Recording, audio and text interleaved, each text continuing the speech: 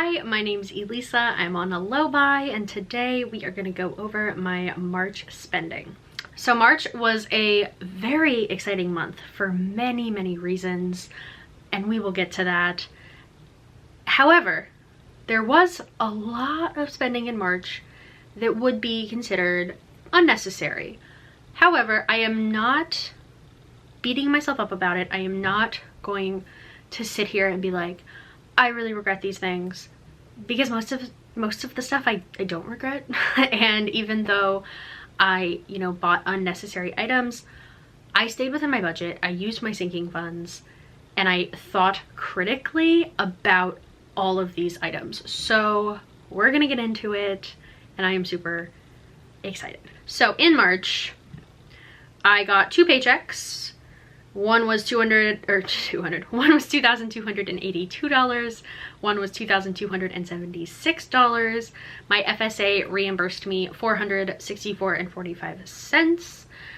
Mercari, I made $19.22. Poshmark, $66.05. Depop, $7.10.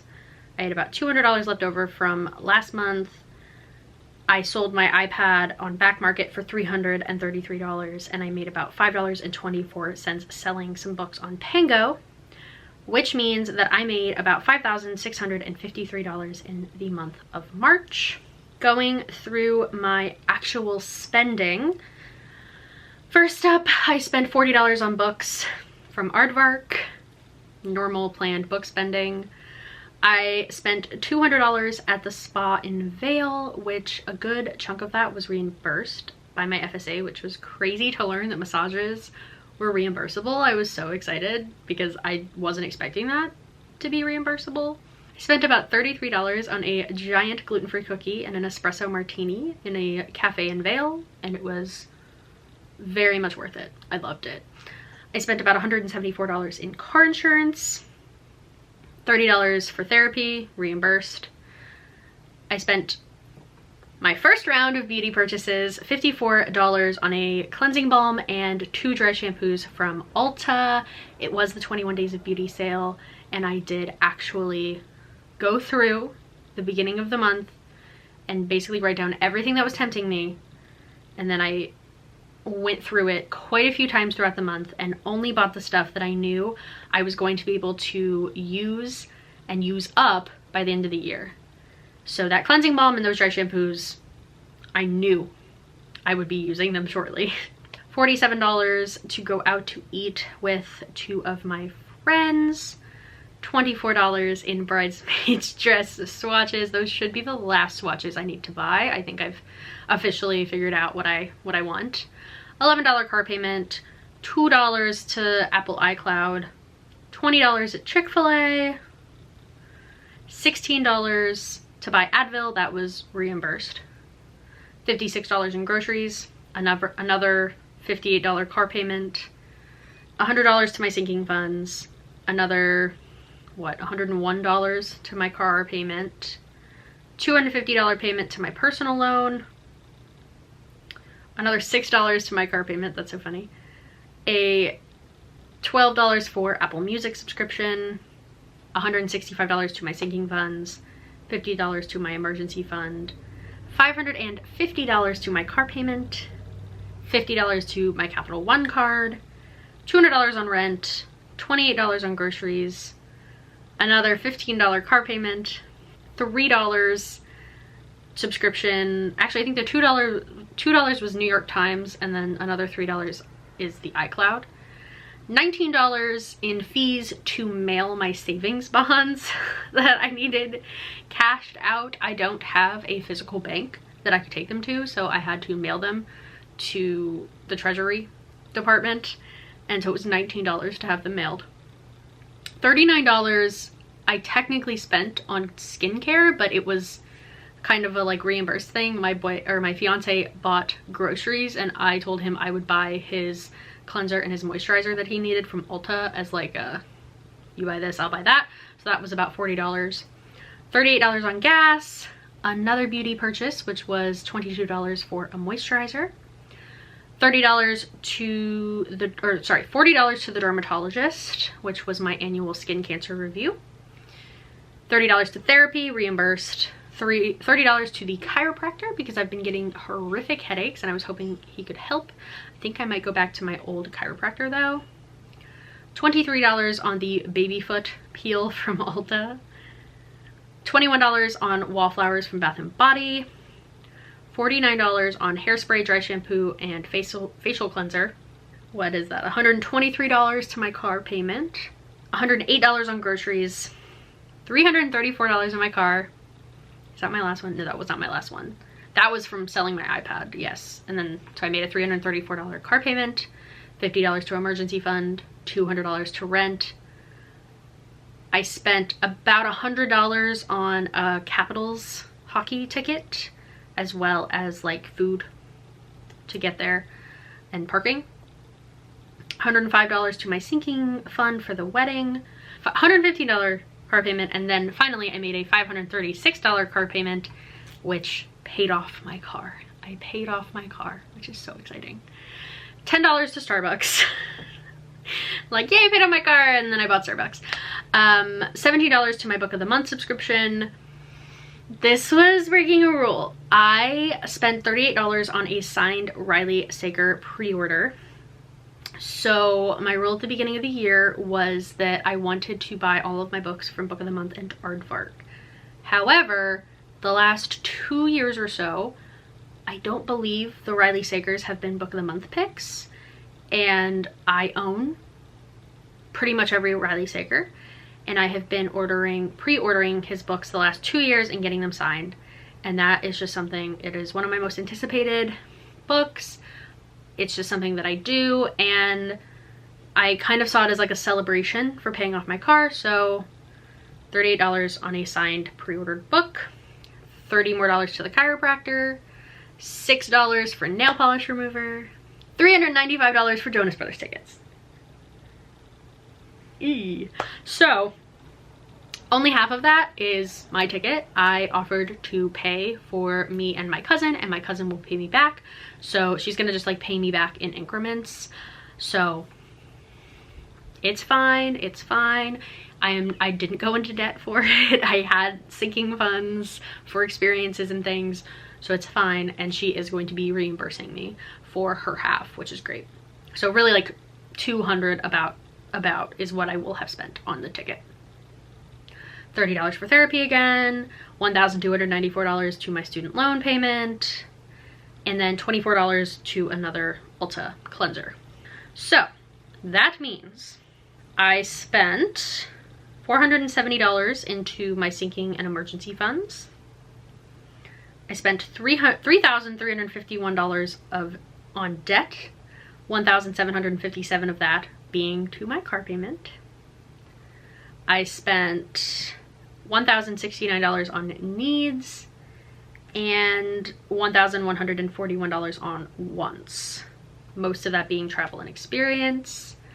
So I definitely overspent what I would normally want to spend on wants this month. I did, however, 30% of my income went to my car payment, and I was able to pay that off, which is such a good feeling. So I am now focusing on my personal loan, and I am making impacts on my goals, which is so great.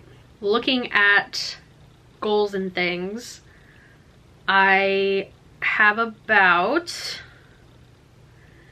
it's funny because I only gave myself $300 of a beauty budget this year, and I only have about $90 left. So I'm going to have to be very strict with myself, and I feel good about what I purchased in the Ulta sale because all of it is stuff that I use regularly, like I said, and I will use up. None of it was like makeup.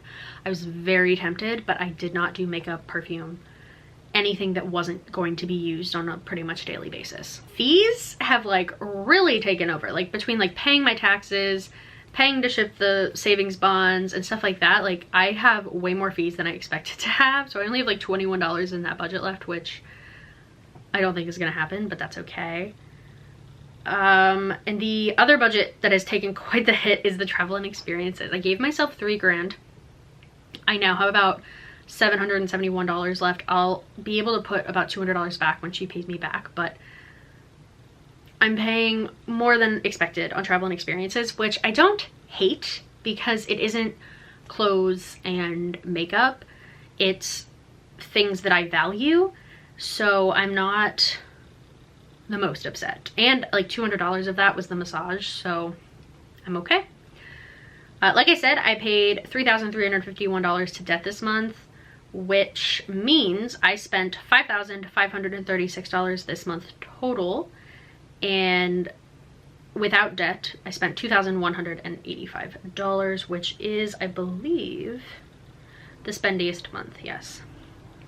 So for end of March balances, that means my Chase Freedom at the beginning of the year had $2,072 on it, is $0. My car, which at the beginning of the year had $3,897, is now $0. My Capital One hasn't changed very much. It's only about $100. It's now $4,675. And my personal loan actually went up because I refinanced, and I just did a fee instead of an interest. So it went up a little bit to $9,070, but it cut my interest rate in half. So my interest rate on that loan was about 16%. It's now down to 8%. And I have a lower payment, so it's not going to, like, if I were to keep this loan overall, I think it like technically slowed down my progress, but because of the uncertainty in the job market and stuff, and just the uncertainty in the world that we live in, I felt more comfortable having a lower payment and a lower interest rate, even though it added time onto the loan. Because if everything stays fine and I keep my job and I keep the income that I have, I will still pay this off probably in August, which is really exciting. And if something horrific happens, I have a lower payment each month and lower interest over time. So it just kind of made me feel a little bit more secure in that. I wasn't going to refinance because I was expecting to pay this off in August, like planning on it and, you know, working toward that. But with the uncertainty of everything, it just felt better to have the lower payment and the lower interest rate. My SoFi student loan is at $143,909. Sorry, $143,909. And my federal loans have not stayed the same. I am not paying on them right now, and they are not earning interest. $36,329. $36,329. Okay. Total debt is now at $193,982, down from $203,100 at the beginning of the year. I've paid off almost $10,000 of debt. It's a very good feeling. My goal was to pay $50,000 this year toward debt. I have currently paid off $11,295. Very good feeling. How am I feeling?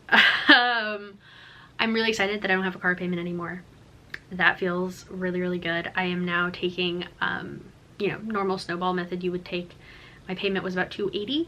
Normal snowball method, I would take that $280 and put it completely toward my next debt, which is my personal loan. Instead, I'm taking, I split them in half over paychecks. So I'm going to take $200 of that payment and put it toward my personal loan payment, and then $80 of it into my wedding sinking fund. So each pay period, an extra $100 will go toward debt and an extra $40 will go toward the wedding. And that's just because we're booking things and things are costing money, and you know, we need to just, I need to be focusing on both. So my priorities are a little bit more split than I would like, but I've done a lot of math about what would happen if, you know, I did continue to just put all the money and I didn't put anything into the wedding fund versus, you know, splitting them just a little bit. And this is how I've decided to do it, and mathematically it makes sense for me. So yeah, I am on the way. I've gotten 2 of the 4 debts that I wanted paid off this year paid off. I now have probably the toughest one, because it was the highest one for sure of the consumer debt that I carried. So yeah, now it's just trucking through that, and then it's decently smooth sailing because my last credit card doesn't have interest until December. and all of them should be paid off by then, so that's exciting. But thank you so much for watching this. Let me know how your financial goals are going. Are you on track? Did you slip up at all? Are you really tempted by the Ulta and Sephora sales? I would love to know. But thank you again for watching. Comment, like, subscribe, all the normal stuff, and I will see you guys again really soon. Bye.